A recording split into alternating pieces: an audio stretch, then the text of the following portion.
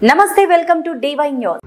వికారాబాద్ జిల్లా పరిగి డివిజన్ పూడూరు మండలం పూడూరు గ్రామంలో ఏరువాక పౌర్ణమి సందర్భంగా రైతన్నల ఇంట పండుగ వాతావరణం వెళ్లు విరవాలని, పాడి పంటలు పండాలని ఆకాంక్షిస్తూ రైతులందరికీ ఏరువాక పౌర్ణమి శుభాకాంక్షలు తెలిపిన central film censor board member Mallesh Patel ఈ కార్యక్రమంలో పూడూరు మండల ఉపాధ్యక్షుడు శ్రీశైలం, బీజేపీ నాయకులు సుభాష్, శ్రీనివాస్ మరియు గ్రామ ప్రజలు పాల్గొనడం జరిగింది.